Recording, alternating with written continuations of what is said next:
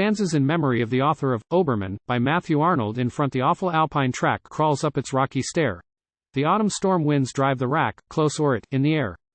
Behind are the abandoned baths mute in their meadows lone. The leaves are on the valley paths, the mists are on the Rhone, the white mists rolling like a sea.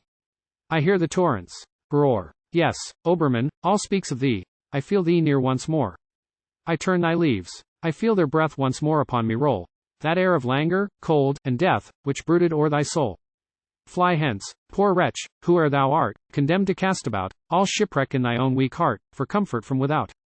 A fever in these pages burns. Beneath the calm they feign, a wounded human spirit turns, here, on its bed of pain.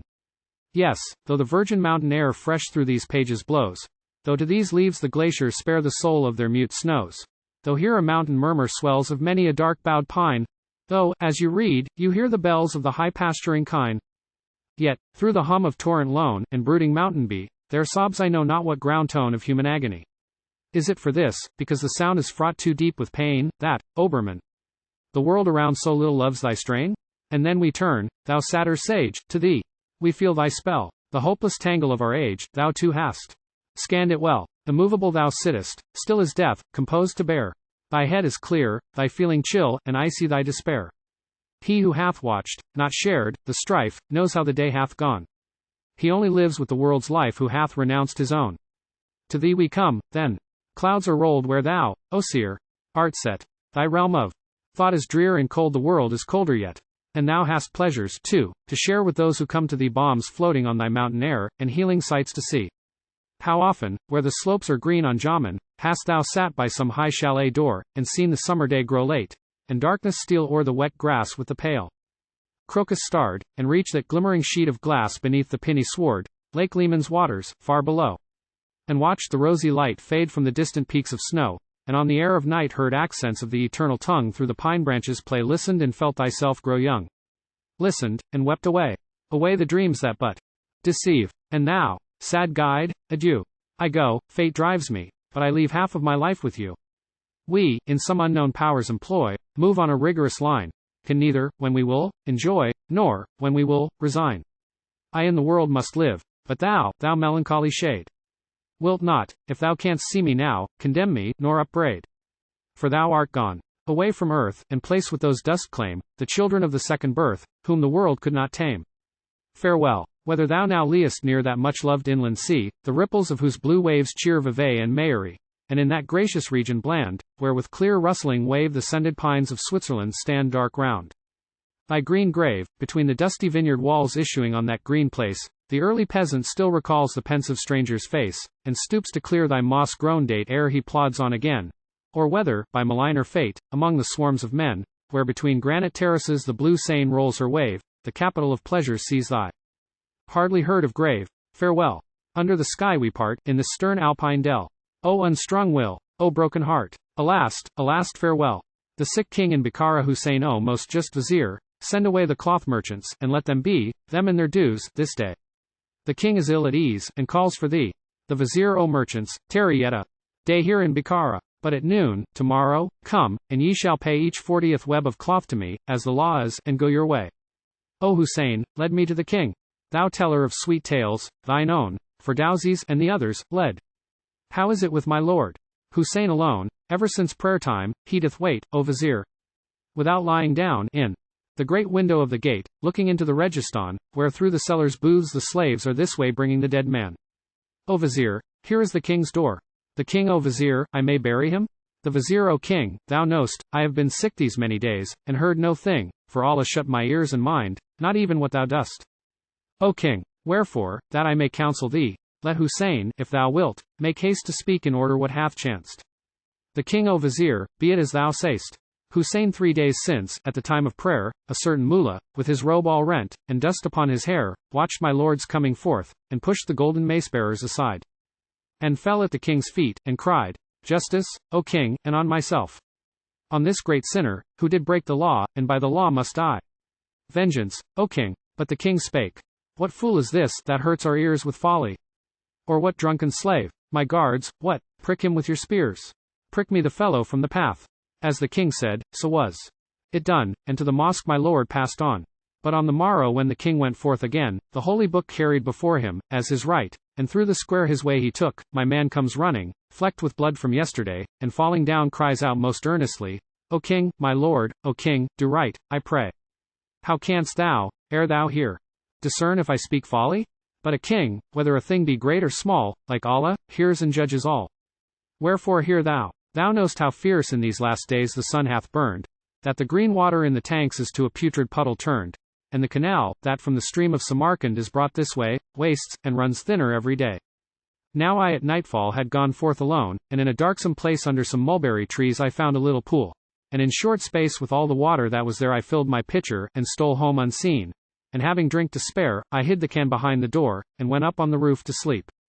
But in the night, which was with wind and burning dust, again I creep down, having fever, for a drink.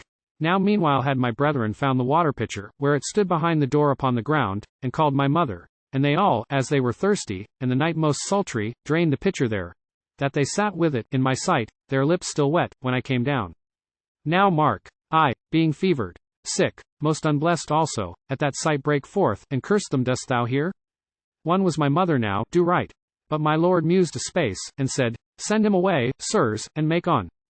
It is some madman, the king said. As the king bade, so was it done. The morrow, at the selfsame hour, in the king's path, behold, the man, not kneeling, sternly fixed. He stood right opposite, and thus began, frowning grim down. Thou wicked king, most deaf where thou shouldst most give ear. What, must I howl in the next world, because thou wilt not listen here? What, wilt thou pray, and get thee grace, and all grace shall to me be grudged? Nay, but I swear, from this thy path I will not stir till I be judged. Then they who stood about the king drew close together and conferred, till that the king stood forth and said, Before the priests thou shalt be heard. But when the ulemas were met, and the thing heard, they doubted not, but sentenced him, as the law is, to die by stoning on the spot. Now the king charged us secretly, stoned must he be, the law stands so. Yet, if he seek to fly, give way. Hinder him not, but let him go. So saying, the king took a stone, and cast it softly. But the man, with a great joy upon his face, kneeled down, and cried not, neither ran.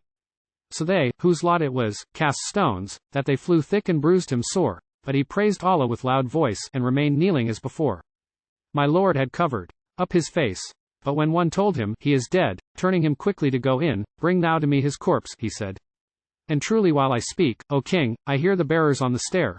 Wilt thou they straightway bring him in? Ho! Enter ye who tarry there. The vizier, O king, in this I praise thee not. Now must I call thy grief not wise, is he thy friend? Or of thy blood, to find such favor in thine eyes? Nay, were he thine own mother's son, still, thou art king, and the law stands. It were not meet the balance swerved, the sword were broken in thy hands. But being nothing, as he is, why for no cause make sad thy face? Lo, I am old. 3 kings, ere thee, have I seen reigning in this place. But who, through all this length of time, could bear the burden of his years, if he for strangers pained his heart not less than those who merit tears? Fathers we must have, wife and child, and grievous is the grief for these. This pain alone, which must be borne, makes the head white, and bows the knees. But other loads than this his own one man is not well made to bear. Besides, too, each are his own friends, to mourn with him, and show him care. Look, this is but one single place, though it be great. All the earth round, if a man bear to have it so, things which might vex him shall be found. All these have sorrow, and keep still, whilst other men make cheer, and sing. Wilt thou have pity on all these? No, nor on this dead dog, O king. The king, O vizier, thou art old, I young. Clear in these things I cannot see. My head is burning, and a heat is in my skin which angers me. But hear ye this, ye sons of men. They that bear rule, and are obeyed, unto a rule more strong than theirs are in their turn obedient made. In vain therefore, with wistful eyes gazing up hither, the poor man who loiters by the high-heaped booths, below there in the Registan, says, Happy he, who lodges there. With silken raiment, store of rice, and for this drought, all kinds of fruits, grape syrup, squares of colored ice, with cherries served in drifts of snow. In vain hath a king power to build houses, arcades, enameled mosques, and to make orchard closes, filled with curious fruit trees brought from far, with cisterns for the winter rain, and in the desert, spacious inns in divers places if that pain is not more lightened, which he feels, if his will be not satisfied, and that it be not, from all time the law is planted, to abide. Thou wast a sinner, thou poor man. Thou wast athirst, and didst not see that, though we take what we desire, we must not snatch it eagerly. And I have meat and drink at will, and rooms of treasures, not a few, but I am sick, nor heed I these. And what I would, I cannot do. Even the great honor which I have, when I am dead, will soon grow still. So have I neither joy nor fame, but what I can do, that I will. I have a fretted brickwork tomb upon a hill. On the right hand, hard by a close of apricots, upon the road of Samarcand. Thither, O Vizier, will I bear this man my pity could not save, and plucking up the marble flags, there lay his body in my grave. Bring water, nard, and linen rolls. Wash off all blood, set smooth each limb. Then say, he was not wholly vile, because a king shall bury him.